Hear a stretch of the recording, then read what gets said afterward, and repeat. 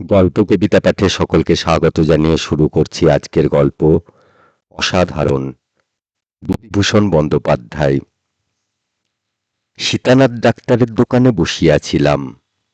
সকালবেলা খবরের কাগজ এখনো আসিয়া পৌঁছে নাই, কারণ মফস্বল জায়গা।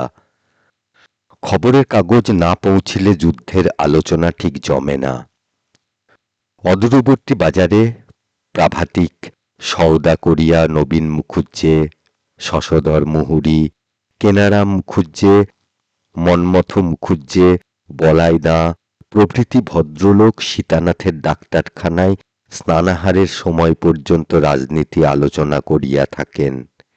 ইহারা কোনো চাকুরি করেন না, দু একজন পেনশনপ্রাপ্ত সরকারি কর্মচারী, এক একজনের বাপের পয়সা প্রচুর।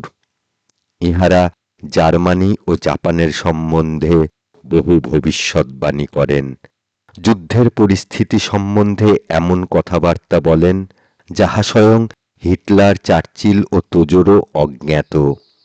হিটলার কি ভুল করেন, চার্চিলের কি করা উচিত ছিল, জাপান এমনটি না করিয়া যদি এমনটি করিত তাহা হইলে কি ঘটিত, এ সকল মূল্যবান উপদেশ সর্বদাই সেখানে উচ্চারিত হইতেছে।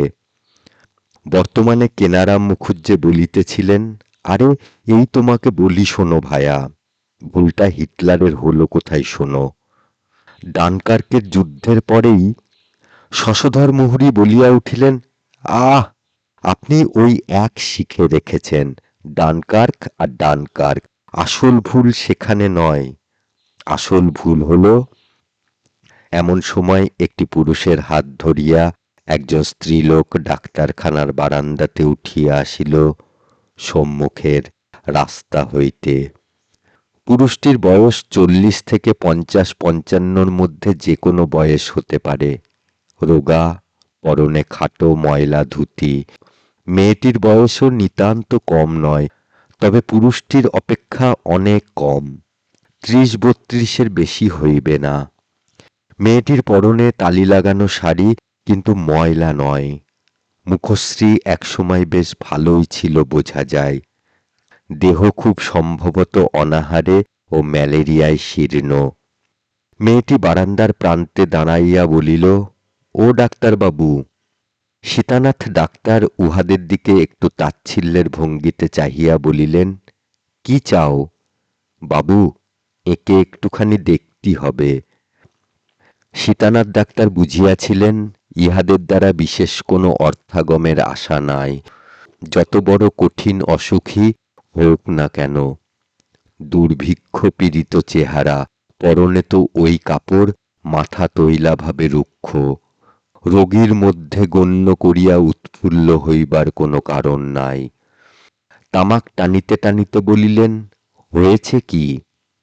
মেয়েটি বলিল, হবে আর কি, ওর জ্বর ছাড়ে না আজ 2 মাস, তার ওপর মেহ, শরীর একেবারে ভেঙে দিয়েছে। আমার উনি ছাড়া আর কেউ নেই, আপনি দয়া করে দেখুন, বলিয়া মেয়েটি প্রায় কাঁদিয়া ফেলিল। সীতানাথ ডাক্তার বলিলেন, সরে এসো এদিকে। পরে রোগী পরীক্ষা করিয়া বলিলেন, দেখব কি, এর মধ্যে অনেক রোগ, কতদিন এমন হয়েছে? পুরুষটি এবার ক্ষীণ সুরে বলিল, তা বাবু অনেক দিন, আমি আজ 3-4 মাস ভুগছি, আর এই কাশি, এ কিছুতেই যাচ্ছে না। মেয়েটি হাত তুলিয়া অধৈর্যের সুরে বলিল, তুমি চুপ করো দিকিনি, খুব ক্ষমতা তোমার, আমার হাড় মাস জ্বালিয়ে খেলে তুমি। 3 মাস ওর অসুখ। তাহার পর আমাদের দিকে ফিরিয়া বলিল, ওর কথা শোনবেন না, ওর কি কিছু ঠিক থাকে? নিজের দিকে ওর কোনো খেয়াল নেই। এই শুনুন তবে আমার কাছে। কথাটা শোনাইল এভাবে যেন লোকটি দার্শনিক কিংবা কবি অথবা ব্রহ্মদর্শী। সাংসারিক তুচ্ছ বিষয়ে স্বভাবতই ইনি অনাসক্ত। বোধহয় ঈর্ষাপ্রণোদিত হইয়াই সীতানাথ ডাক্তার পুরুষটিকে জিজ্ঞাসা করিয়া বসিলেন, তোমার গনেরিয়া হয়েছে কতদিন? তা বাবু 4-5 মাস হবে। সেবার যখন। মেয়েটি ঝংকার দিয়া উঠিয়া বলিল, তুমি তো সব জানো কি না, চুপ করো, না বাবু, 2 বছর হয়ে গেল। আমার হাড় মাস ভাজা ভাজা করে খেলে ওই মিনসে। কি জ্বালায় যে পড়েছি আমি, মরণ হয়তো হাড় জুড়িয়ে যায় আমার। কাহার মরণ হইলে তাহার হাড় জুড়ায়, কথার ভাবে ঠিক ধরিতে পারিলাম না। সীতানাথ ডাক্তার বলিলেন, বাড়ি কোথায়? মেয়েটি বলল, বাড়ি এই ঝিটকি পোতায়, আমরা হাড়ি। ও, ঝিটকি পোতায় হাড়ির বাস আছে নাকি? না বাবু, দেশে দেশে ভেসে বেড়াচ্ছি এই ওনারে নিয়ে। বিয়ে করা স্বামী, ফেলতে তো পারি নে। আজ 2 বছর উনি বিছেনেই পড়ে, উঠতি হাঁটতি পারেন না। কত ওষুধ বিশুধ করলাম, আমাদের দেশে ঘরে যে যা বলে তাই করি, কিন্তু কিছুতেই সারাতে পারলাম না। দিন দিন যেন মানুষটা উঠতে পারে না, খেতে পারে না। তাই আজ বলি, ডাক্তারবাবুর কাছে নিয়ে যাই, একটু দেখুন আপনি ভালো করে। আমার আর কেউ নেই। আমি এতক্ষণ বসিয়া বসিয়া দেখিতেছিলাম। এইবার বলিলাম, তোমার স্বামী কি কাজ করে? মেয়েটি ঝংকার দিয়া বলিয়া উঠিল, কাজ? ওরে আমার কাজের শিরোমণি রে, ও করবে কাজ? সেদিন পূবের সূর্য পশ্চিম পানে উঠবে না? পুরুষটি লজ্জিত ভাবে বলিল, না বাবু, কাজ আমি করি নে। সেখানটা নেই তো করব কি? ওই ধান ভেনে ধাইগিরি করে সংসার চালায়। তা এই বাজারে বড্ড কষ্ট হয়েছে বাবু। মেয়েটি বলিল, তুমি থামবে বাপু, না বকে যাবে? বাবু শুনুন তবে বলি, কষ্ট দুঃখুর বার্তা ও কি জানে? সংসারে কোনো খোঁজ রাখে ও? কৃতজ্ঞতার আবেগ বোধহয় অসম্বরণীয় হইয়া উঠিল পুরুষটির। সে পুনরায় নম্র সুরে বলিল, তা যা বললেও সে কথা সত্যি বটে। ও আমাকে জানতে দেয় না, নিজই সব করবে। আমি তো খাটতে পারি নে।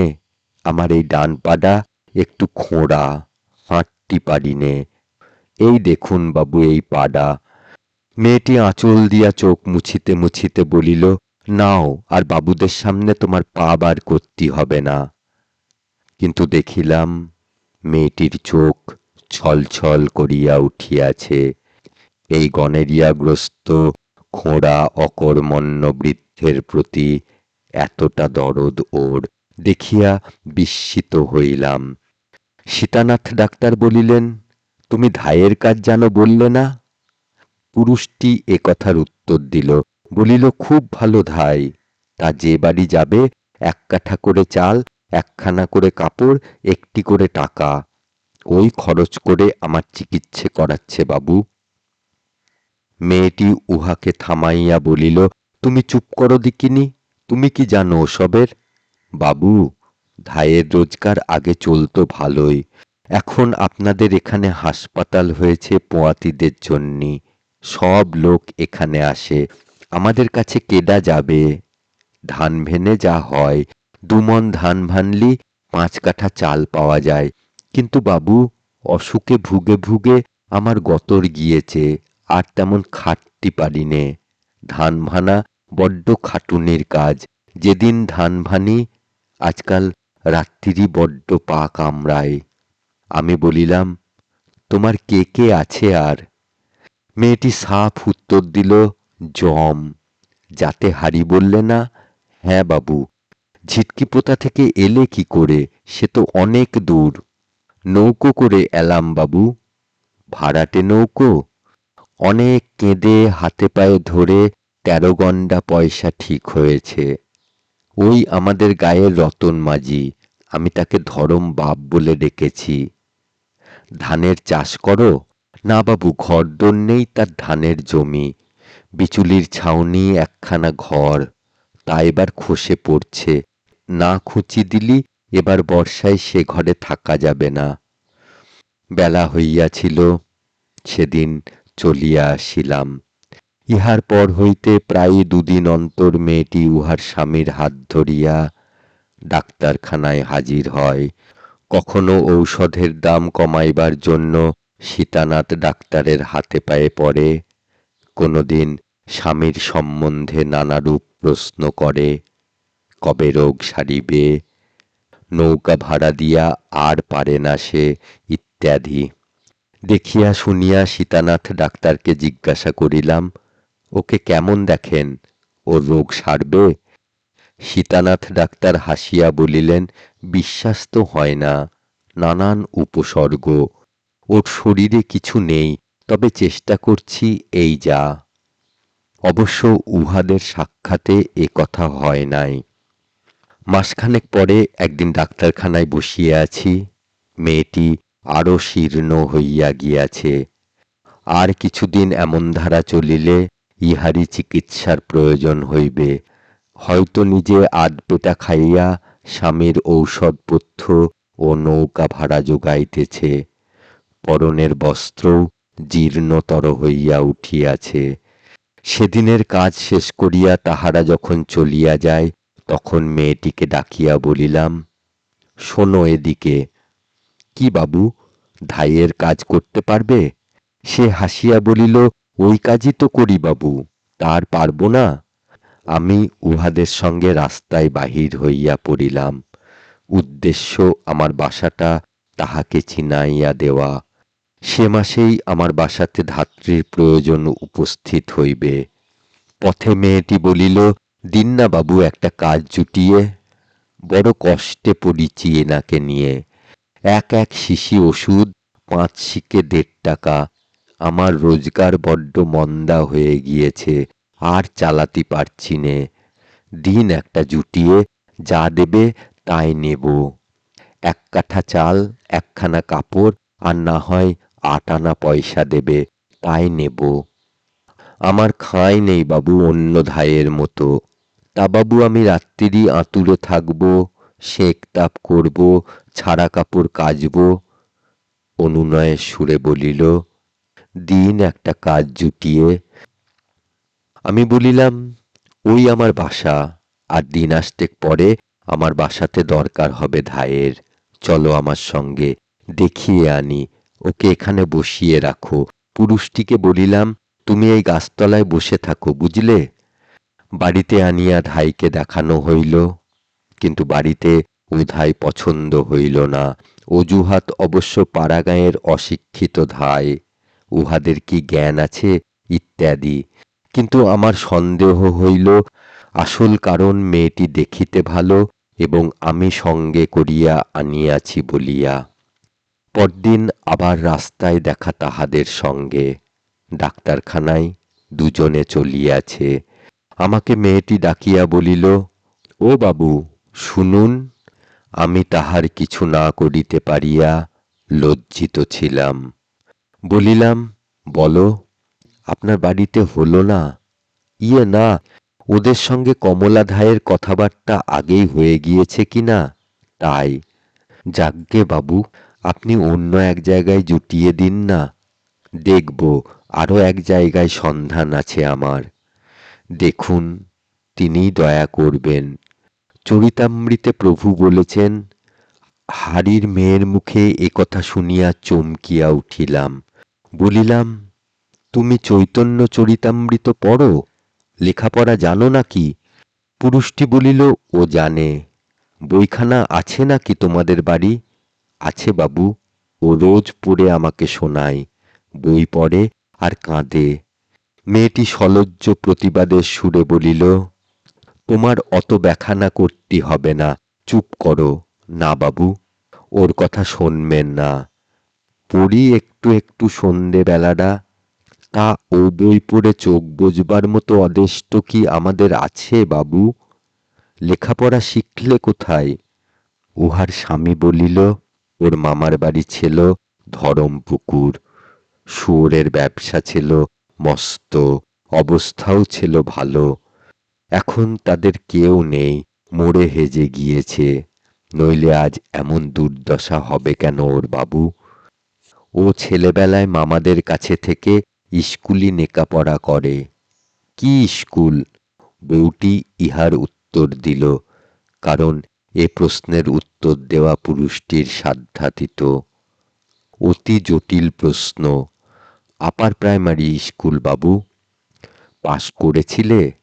হুম, এখানে এসে পরীক্ষা দিয়ে গিয়েছিলাম। উহার স্বামী সপ্রশংস মুগ্ধ দৃষ্টিতে স্ত্রীর মুখের দিকে চাহিয়া বলিল, বাবু, ও পাশ করে 2 টাকা স্কলারশিপ এলো। বউ ধমক দিয়া উঠিল, তুমি চুপ করো দিকিনি। পুরুষটি তখনও ঝোঁক সামলাইতে পারে নাই, বলিল, বাবু, আমার সঙ্গে বিয়ে হয়ে আর নেকাপড়া হলো না ওর। মামারাও মরে হেজে গেল। ও যেমন মেয়ে আমার হয়েছে সেই যারে বলে বানরের গলায় মুক্তোর মালা। সব অদেষ্টের ফল আর কি। আমি ওরে খেতি দেব কি? আমি অসুখে পড়ে পর্যন্ত ওই আমারে খেতি দেয়। আমার এই চিকিৎসেপত্তর ওই সব চালাচ্ছে। আজকাল রোজগার নেই ওর, পেট ভরে 2টো খেতিও পায় না। আমারে বলে, তুমি সেরে উঠলি আমার। বউ আবার কড়া ধমক দিয়া উঠিল, আবার? বাবুর সামনে ওই সব কথা? চলো বাড়ি তুমি, ঝাঁটা মারবো তোমার মুখি। তোমার খুব মুরদ, মুরদের আবার ব্যাখানা হচ্ছে, লজ্জা করে না তোমার? আমি মধ্যস্থতা করিয়া বলিলাম, কেন, ও তো ভালোই বলছে, ওর যা ভালো লেগেছে, ভালো বলবে না? বউ সলজ্জ সুরে বলিল, না বাবু, যেখানে সেখানে ওসব কথা কে বলতে বলেছে ওকে? তা বলুক, কোনো দোষ হয়নি। বাবু, আমার দেন একটা কাজ জুটিয়ে। চেষ্টা করব, একটু অপেক্ষা করো, দেখি 2-1 দিন। কাজ না পেলি বড্ড কষ্ট হচ্ছে। ধান ভানতি শরীর আর বয় না। 2 মণ করে ধান না ভানলি এই যুদ্ধুর বাজারে 2টো লোকের খাওয়া হয়? তাও বাবু শুধু খাওয়া, পড়া এ থেকে হয় না। একখানি কাপড়ে ঠেকেছে। একটা আঁতুড়ের কাজ জুটলি তবু একখানা কাপড় পাব। কয়েকদিন ধরিয়া তাহাদের আর দেখিলাম না। কাজও কিছু জুটাইতে পারা গেল না। কাহার বাড়িতে কে অন্তঃসত্ত্বা আছে এ সংবাদ জোগাড় করা আমার কর্ম নয় দেখিলাম। এই সময় মন্বন্তর শুরু হইয়া গেল। চাউলের দাম আগুন হইয়া উঠিতেছে দিন দিন। আমাদের এই ক্ষুদ্র টাউনের আশেপাশের পল্লী গ্রাম হইতে দলে দলে ক্ষুধার্ত নরনারী হাঁড়ি ও মালসা হাতে ফ্যান ভিক্ষা করিবার জন্য ছুটিয়া আসিতে লাগিল। ক্রমে এমন হইল ফ্যানও অমিল। 10-20 ফ্যান কোনো গৃহস্থ বাড়িতে থাকে না। যাহা থাকে তাহা প্রথম মহড়াতেই ক্ষুধাক্লিষ্ট নরনারীদের মধ্যে বিলি হইয়া যায়। একটু বেলায় যাহারা আসে তাহাদের শুধু হাতে ফিরিতে হয়। লোকে 2-1টি করিয়া মরিতে শুরু করিল তাদের মধ্যে। টাউনের কুণ্ডুবাবুরা ও দাঁবাবুরা প্রতিদিন 100-150 লোককে খিচুড়ি খাওয়াইতে লাগিলেন। কিন্তু অর্ধলঙ্গ অনশন ক্লিষ্ট দিশাহারা নরনারীদের সংখ্যার তুলনায় তাহা নিতান্তই অল্প। ইহার মধ্যে আবার ত্রিপুরা জেলা হইতে বহু নরনারী আসিয়া কোথা হইতে জুটিল। তাহাদের কথা ভালো বুঝিতে পারা যায় না বলিয়া যে গৃহস্থের দরে যায়, তথা হইতে তাহারা বিতাড়িত হয়। কোথাও তাহারা তেমন সহানুভূতি পায় না। এই মহাদুর্যোগের হিড়িকে কত লোককে তলাইয়া যাইতে দেখিলাম। কতবার মনে ভাবিয়াছি ওই মেয়েটির কথা। ধান ভানিয়া রুগ্ন স্বামীর চিকিৎসা চালাইত, নৌকা ভাড়া করিয়া হাত ধরিয়া লইয়া আসিত ডাক্তারখানায়, চৈতন্য চরিতামৃতের কথা বলিত। তাহাদের আর পথে ঘাটে দেখি নাই অনেক দিন। সীতানাথ ডাক্তারকে একদিন জিজ্ঞাসা করিলাম। সীতানাথ বলিলেন, না, তারা অনেক দিন আসেনি, আর আসবে কি? এই তো কাণ্ড। ওষুধের দাম দিতে পারে না, কশিশি ওষুধের দাম এখনো বাকি। অনেক দিন উহাদের দেখি নাই, প্রায় ভুলিয়াই গিয়াছি। ভাদ্র মাসের দিকে আমাদের মহকুমার রিলিফ কমিটির যত্নে লঙ্গরখানা খোলা হইল। সেখানে প্রত্যহ বহু দুস্থ নরনারী লঙরখানায় খিচুড়ি খাইতে আসিত। উহাদের মধ্যে একদিন আবার মেয়েটিকে দেখিলাম, একটা মালসায় করিয়া লঙরখানার খিচুড়ি লইয়া কোথায় যাইতেছে। আমি ডাকিয়া বলিলাম, তুমি কোথায় এসেছিলে? আমাকে দেখিয়া সে লজ্জিত হইল, বলিল, এই। তোমার স্বামী কোথায়? ওই পুরনো ডাকঘরের পেছনে বটতলায়, আজকাল হাঁটতে পারে না মোটে, চলো দেখে আসি। কৌতূহল হইল দেখিবার জন্য, তাই গিয়াছিলাম। গিয়া মনে হইল, না আসিলে আমাকে বড় ঠকিতে হইত, কারণ যে দৃশ্য দেখিলাম তাহা সচরাচর চোখে পড়ে না। পুরনো পোস্ট অফিসের পিছনে যেখানে গভর্নমেন্টের কলেরা ওয়ার্ডের ঘর, তার সামনে বটতলায় এক ছেঁড়া চাটাই পাতিয়া বউটির খোঁড়া স্বামী শুইয়া আছে। মনে হইল লোকটা চাটাইয়ের সঙ্গে মিশিয়া আছে, এত রুগ্ন। মেয়েটি তার পাশে বসিয়া লঙরখানার খিচুড়ি তাহাকে খাওয়াইতেছে। দুপুরবেলা রাস্তা দিয়া অনেক লোকে যাতায়াত করিতেছে, কেহ চাহিয়া দেখিতেছে, কেহ দেখিতেছে না। খাওয়ানো শেষ হইলে সে কলেরা ওয়ার্ডের কম্পাউন্ডের টিউবওয়েল হইতে শতচ্ছিন্ন শাড়ির আঁচল ভিজাইয়া জল আনিয়া স্বামীর মুখে নিংড়াইয়া দিল। লোকটি হাঁ করিয়া দুঢোক জল গিলিয়া বলিল, আর একটু খাবো। মেয়েটি আবার গেল টিউবওয়েলের কাছে, আবার শাড়ির আঁচল ভিজাইয়া জল আনিয়া ওর মুখে দিল। আমি কখনো এমন দৃশ্য দেখি নাই। বলিলাম, অমন করে জল আনছ কেন? মেয়েটি বাঁ হাত দিয়া কপালের ঘাম মুছিয়া বলিল, ঘটিবাটি কিছু নেই, কিসে জল আনি? কেন, মালসাটা? সে মালসাটা তুলিয়া আমার কাছে আনিয়া দেখাইল, বলিল, সবটা খেতে পারিনি, আধ মালসা রয়েছে, রাত্তিরে দেব। খাওয়া কমে গিয়েছে একেবারে।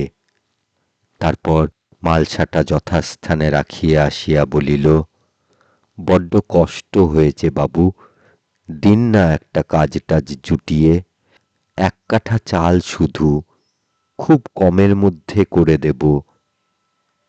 এই তাহার সহিত আমার শেষ সাক্ষাৎ।